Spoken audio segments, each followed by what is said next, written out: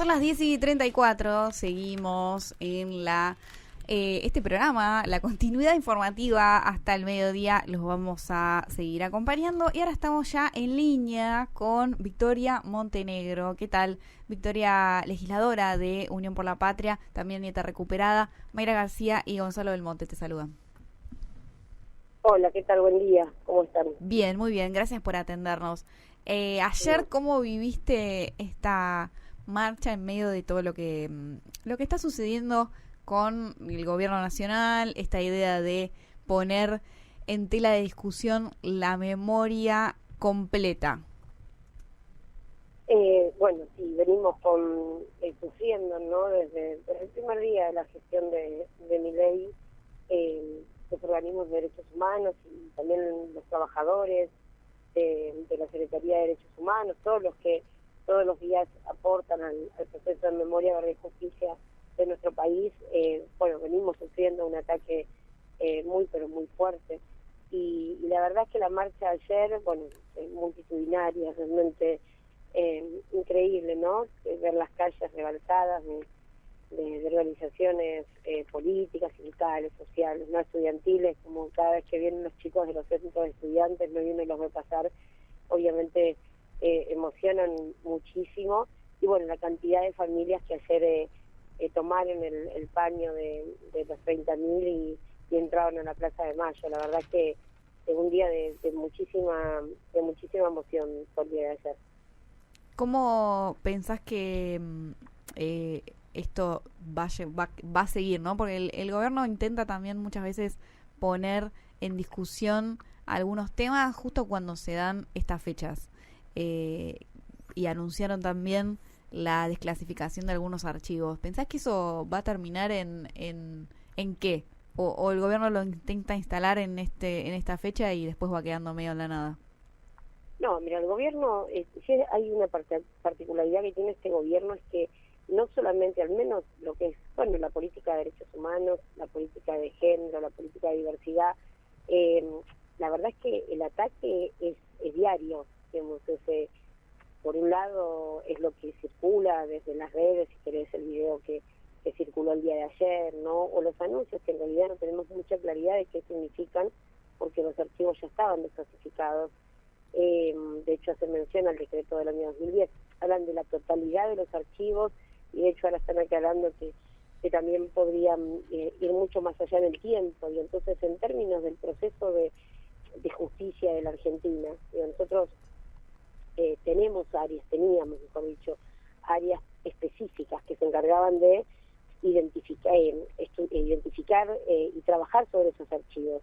Ya no se trata solamente de desclasificarlos, que eso ya se venía sucediendo, sino tener equipos, trabajadores que estén capacitados para leer esos archivos. Por ejemplo, ellos disolvieron el área de investigación del Ministerio de Defensa, ¿no? Se había creado un área justamente cuando la expresidenta, Cristina, desclasifica los archivos.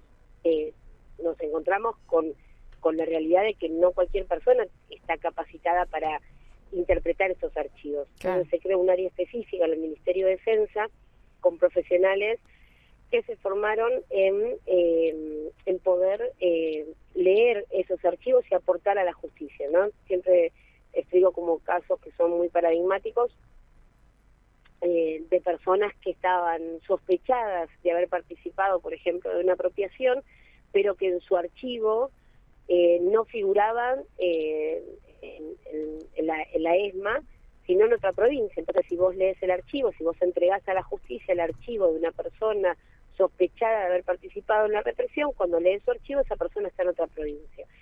Justamente este equipo, cotejando con el resto de los expedientes de los represores, identificando cuestiones mínimas administrativas, encuentra a este represor firmando, me acuerdo, por decirte, las vacaciones de otra persona. Por lo tanto, lo identifica en el sitio en el cual se los tenía sospechado y se prueba en la justicia que efectivamente lo que decía su archivo, como la mayoría de los represores, no era cierto, y bueno, se lo puede condenar por delitos de lesa humanidad. Por eso, vos fíjate que este gobierno primero despidió a la mitad de los trabajadores de esa área y hace algunos meses directamente disolvió la área. Entonces, no se trata solamente de los anuncios que día por medio más o menos hace este gobierno, sino de las políticas que todos los días llevan adelante, y todas esas políticas son de retroceso. Diputada, ¿vio el video de Agustín Laje que difundió justamente la Casa Rosada desde una cuenta del gobierno nacional? La verdad es que no lo vi completo, vi partes ayer justamente a la noche, fui a una entrevista y vi algunas partes ofensivas para el proceso de memoria y de justicia de la Argentina. A ver, una persona puede opinar como quiera, de libertad de expresión, y eso, sobre eso no tiene más que respetarlo. El tema es cuando se opina desde el Estado Nacional sobre un proceso que ya fue juzgado, ¿no? Sí. Este relativizar de lo que significó la dictadura cívico-militar, esta idea ya ni siquiera hablar de los dos demonios, ¿no? Instalar un demonio, de descontextualizarlo históricamente. Digo, la verdad que es una provocación más, sin lugar a dudas, uno más de las tantísimas provocaciones de este gobierno, pero también nos interpela en cuanto a las responsabilidades institucionales que tienen los funcionarios. Es lo mismo que yo como legisladora desconozca la Constitución de la ciudad, Claro. porque yo interpreto que hay leyes que a mí no me gustan. Bueno, pero yo juré por la Constitución de la ciudad. Puede gustarme, puede no gustarme, puedo debatir en todo caso en la legislatura la modificación de alguna de esas leyes, pero yo no puedo desconocer las leyes que juré, defender, proteger. Bueno, en eso estamos, digo, porque no es solamente los videos que circulan en el marco del 24 de marzo, son los funcionarios incumpliendo con sus responsabilidades institucionales. Sí. Los sitios de memoria, el secretario de Derechos Humanos, el ex juez Baños, tiene la responsabilidad de preservarlo porque son pruebas judicial. Él puede no estar de acuerdo con el proceso de memoria de Argentina, él puede reivindicar el accionar de los genocidas que violaron mujeres, que torturaron, que se robaron niños, que desaparecieron sus cuerpos. Bueno, él en su foro íntimo puede ser militante de la muerte, lamentablemente es la realidad, pero él tiene que respetar su trabajo y tiene que cumplir con sus funciones, básicamente. Por eso también presentamos una denuncia penal contra el ex juez Baños, actual secretario de Derechos Humanos, y el ministro de Justicia de la Nación. Y esa denuncia es por esto que estabas planteando. Incumplimiento de los deberes de funcionario público, claro. Vos no podés despedir, vos tenés la responsabilidad de preservar lo que hoy es prueba judicial. Todavía la mayoría de las causas de las personas que transitaron, te pongo un ejemplo, en mi caso, digo, yo no tengo todavía un proceso de justicia por mi mamá y mi papá.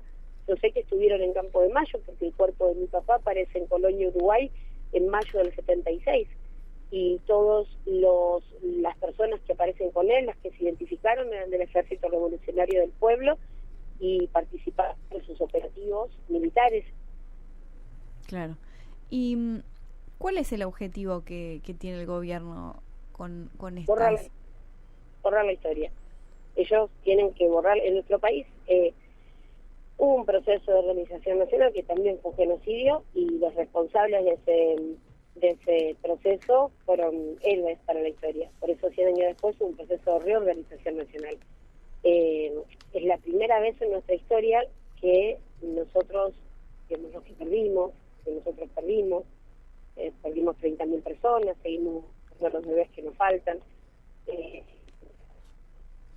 perdimos, logramos escribir una parte de esta historia, ¿no? Y condenar a los responsables y llamar las cosas por su nombre. No hubo una guerra, no hubo una guerra interna, no hubo un enemigo interno, un Estado terrorista que desapareció a su propio pueblo. Y nosotros los juzgamos, los condenamos. No hubo papás del corazón que decidieron adoptar a niños que quedaron huérfanos. No, había niños, estábamos en nuestras casas y el ejército, las Fuerzas Armadas entraron, nos secuestraron, mataron a nuestros padres y nos impusieron una identidad totalmente ajena a la que debía ser nuestra identidad. Entonces hubo un plan sistemático de apropiación de niños.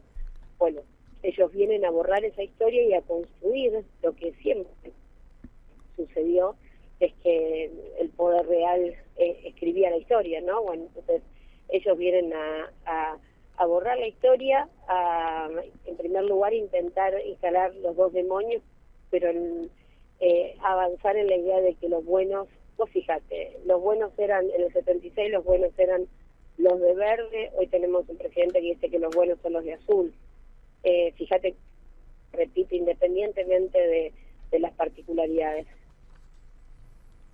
Diputada, ayer en la plaza se dio una situación particular con el peronismo bastante diluido después de muchísimo tiempo. ¿Cómo justamente esta dispersión del peronismo también no le hace mella un poco a todas estas banderas? Pero ¿por qué? Perdóname, estuve en la plaza. ¿Por qué diluido el peronismo? En términos de que por un lado estaba Máximo Kirchner en una punta, del otro lado estaba Kicillof, del otro lado estaba el masismo, por otro lado estaba la CGT y por otro lado también totalmente distinto estaba Juan Grabois, por ejemplo. Digo en términos, pero no lo digo en términos estrictamente de llevarlo al barro, de llevarlo al barro, sino que lo que claro, la particularidad del 24 de marzo es que los protagonistas son los 30.000 y las Exacto. organizaciones sindicales, sociales, estudiantiles, las murgas, todos nos ponemos a disposición, por decirlo de alguna manera, de la organización de la marcha. No solo organizan los organismos de derechos humanos, cómo se ingresa, digamos, cómo cuidamos a las cientos de miles de personas que en realidad son la inmensa mayoría que participan del 24 de marzo, que no están dentro de ningún esquema de organización. Por eso la izquierda, algo muy importante también del día de ayer, es que es la primera marcha de unidad en 19 años. Eso lo del discurso fue muy importante. Es que la unidad es muy importante en este tiempo.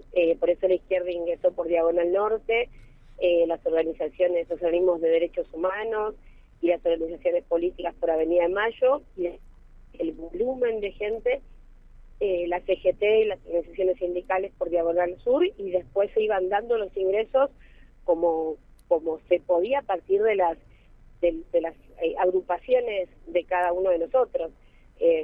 Ayer en la calle eso no, digamos, por supuesto que después cada uno tiene su espacio político y se ordena dentro de este esquema, pero sí en líneas generales estamos obviamente después de la derrota atravesando una crisis importante como toda la política, no solamente el peronismo. Fíjate lo que está pasando con el PRO en la ciudad de Buenos Aires, lo que está pasando con el radicalismo, y creo que es el peligro particularmente de quienes instalaron a Milei como presidente, ¿no? La idea de que la política no transforma nada, cuando sabemos que no es cierto, y la capacidad de generar esta fragmentación. Nosotros trabajamos todos los días por la unidad, independientemente de las diferencias que siempre son sanas y de las discusiones que se dan para adentro y para afuera.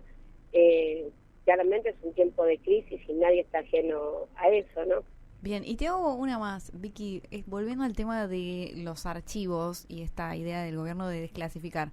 ¿Hay preocupación o por lo menos algún tipo de desconfianza de que se muestren algunos archivos que tal vez sirvan para lo que está diciendo el gobierno y que no se muestre todo? Mira, la verdad es que no hay claridad de lo que dice el gobierno, nunca hay claridad con este gobierno. Primero porque tiene el peor vocero del mundo.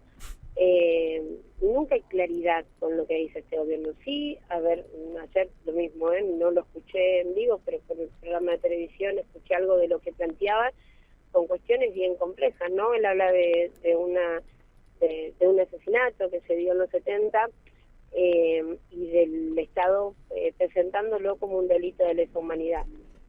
Los que pueden plantear la causa como un delito de lesa humanidad, el único que está habilitado para plantearlo como un delito de lesa humanidad es la justicia, no es el Ejecutivo. ¿Entendés lo que te digo? Hay planteos, de hecho, hasta presentarse en organismos de derechos humanos internacionales, los mismos organismos de los que se querían ir hasta hace 5 minutos. Ese es el nivel diría de prolijidad, pero no, del absurdo en el que el gobierno permanentemente envuelve discusiones que son sumamente importantes para, por supuesto, para la historia de nuestro país, para la política del nunca más, digo, porque por un lado repudian obviamente la violencia política, pero por otro lado la practican todos los días. Por un lado hablan de la violencia política que existía en los 70, descontextualizando lo que significó para una generación entera la proscripción del peronismo. ¿Me entendés cómo se van saltando momentos de la historia que te permiten entender qué era lo que pasaba? Entender de qué se trataba esa generación, qué le había pasado a esa generación. Pero por un lado tengo un gobierno que se plantea en perseguir y estigmatizar lo que fue la militancia política y la violencia, que por supuesto hoy con el paso del tiempo lo último que nosotros queremos es la violencia, porque sabemos que nunca es el camino, pero sin embargo este gobierno todo el tiempo ejerce violencia. A un periodista literalmente le partieron el cráneo, y la respuesta de la jefa del operativo fue deshumanizar a esa persona, Pablo, plantear que era un militante, no era un periodista. Primero, no era un ser humano, no era un joven, no era un periodista, era un militante, lo cual habilitaba que le partieran el cráneo. Entonces, me parece que es tiempo de entender dónde estamos parados, la peligrosidad de lo que propone este gobierno todos los días, la intencionalidad de borrar la memoria, básicamente para repetir la historia, porque no es que, por supuesto que no les importaron antes, lo que ellos tienen es el mandato de repetir la historia y entendiendo que la última vez que las Fuerzas Armadas estuvieron a cargo de la seguridad interior, llevaron adelante un genocidio, porque las Fuerzas Armadas no se forman para la seguridad interior. Básicamente, para la seguridad interior están las fuerzas de seguridad. Necesitan la impunidad de aquella generación para poder garantizarle la impunidad a estas nuevas generaciones, básicamente para instalar el mismo modelo económico del país, que es el que estamos pagando todos los días. Bien, Victoria, te agradecemos mucho por la comunicación. No. Bueno, ahí estábamos hablando con la legisladora porteña de Unión por la Patria, Victoria Montenegro.